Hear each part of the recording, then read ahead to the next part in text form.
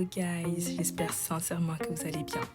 Alors nous allons ensemble parcourir le beau pays de Malte. Ici on était à Sliema et on attendait le bus. Parce que là nous allons aller au marché Marc Salop. Et franchement, la prononciation c'est chaud hein. Bon, là c'est écrit, du coup vous pouvez lire. Et du coup, pour la petite histoire, on avait décidé de partir en bus. Les gars, quand je vous dis que c'était long, jusqu'à on s'est perdu. En fait, on avait plus de 40 arrêts, mais littéralement.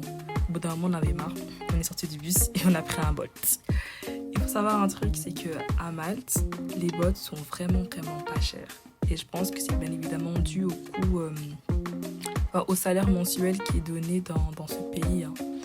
Et du coup, là, les Bolts sont vraiment pas chers. Et c'est pourquoi vous allez voir dans notre vidéo plusieurs fois, vous allez nous voir dans un Bolt et ainsi de suite. Et comme c'est un pays qui est aussi très petit, du coup, en voiture, on peut aller de lieu en lieu, de petite ville en petite ville très rapidement.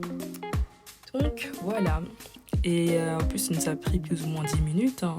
Là, on arrivait déjà vers le marché. Non, le paysage, il est magnifique. Vraiment magnifique.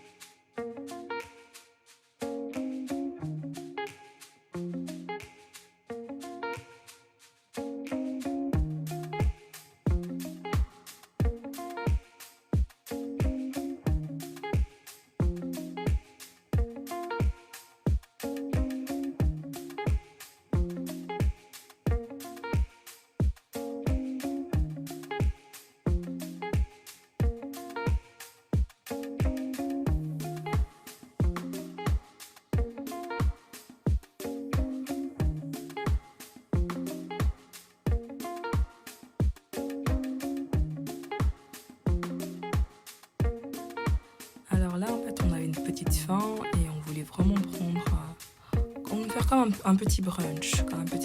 Et du coup, on a pris de quoi manger.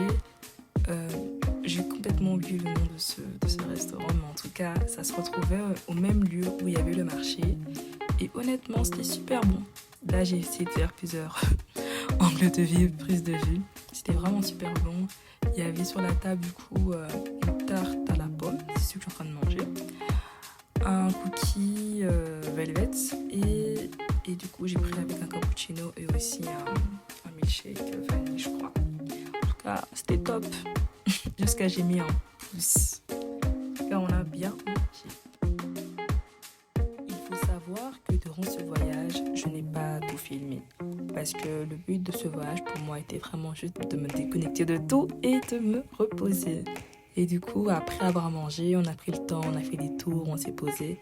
Et quand la nuit est tombée, on a pris une voiture pour rentrer à l'hôtel et nous reposer. Alors, cette statue représente l'apôtre Paul. Où nous sommes? Nous sommes à Paul Grotto.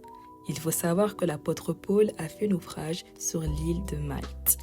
Et lorsqu'il a fait naufrage, il a résidé dans le lieu qui est appelé du coup Paul Grotto. Il faut aussi savoir qu'après son départ, ce lieu est également devenu un lieu d'abord de refuge.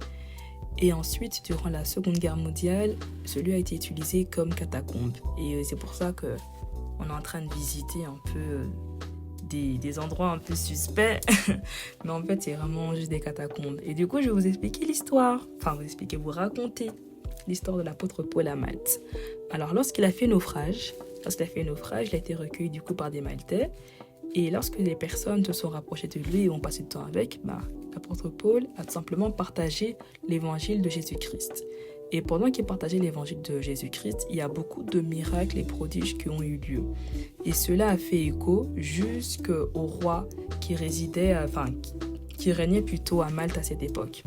Alors le roi l'a invité dans son palais pour pouvoir voir si c'était vraiment réel, l'histoire dont il racontait, ou plutôt le Jésus dont il parlait, s'il était vrai, et a ensuite demandé à l'apôtre Paul de pouvoir prier pour son père, vu que son père était malade.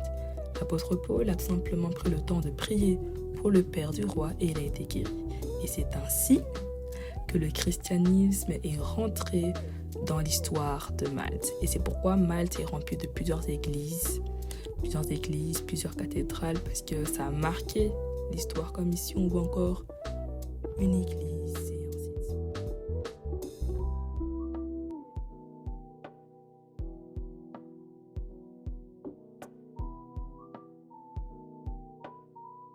Après notre visite, on avait faim, du coup on est parti manger.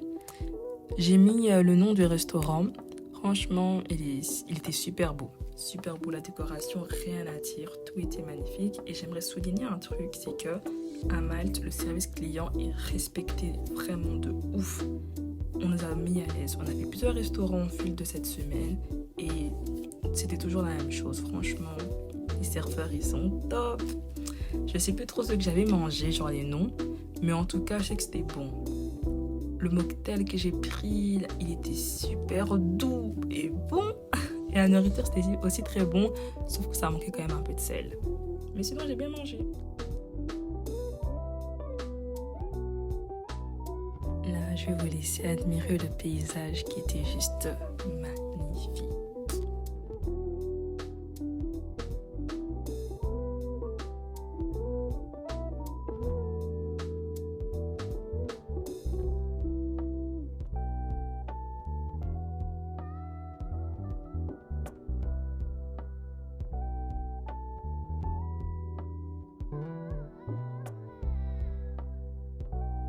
Ensuite, on a repris la route parce qu'on voulait prendre un dessert. Du coup, on a pris la route et on est arrivé dans un beau petit café. Je pense qu'il y en a plusieurs aussi à Malte et je pense qu'il y en a aussi dans d'autres pays. En tout cas, j'ai laissé le nom et c'était super top. Je me sentais comme une petite fille parce qu'il y avait tellement de pâtisseries, tellement de glaces, tellement de desserts et je me disais... Oh, je peux acheter celui que je veux. Je peux prendre n'importe lequel. En fait, j'avais tellement de choix que je ne savais même pas quoi prendre. Mais au final, j'avais pris un gâteau aux carottes. Et puis avec une autre pâtisserie, mais je ne connais pas le nom. Mais en tout cas, je vous laisse admirer toutes ces pâtisseries. Genre, c'est trop waouh, trop waouh.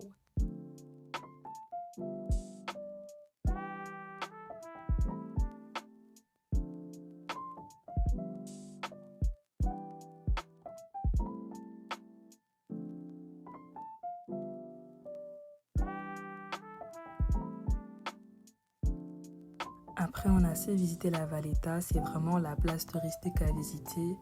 Et regardez juste la beauté. Nous sommes arrivés à notre dernière soirée à Malte et on l'a passée au restaurant. Alors, je me suis retrouvée à vouloir faire beaucoup de choses pour montrer que je visitais pleinement le pays, mais ça m'a plus stressée qu'autre chose. Alors, j'ai décidé de suivre le rythme dont j'avais besoin. Et là, j'ai réussi à pleinement apprécier les moments que je passais avec ma cousine d'amour. J'ai réalisé aussi que ce pays ne suivait pas toutes les avancées des pays comme la Belgique ou la France. Et c'est pas plus mal, car les gens sont quand même heureux. Les gens sont simples et respectueux, et c'est devenu rare. Il en faut vraiment peu pour être heureux. Je vous fais de gros bisous les gars. À la prochaine. Jesus,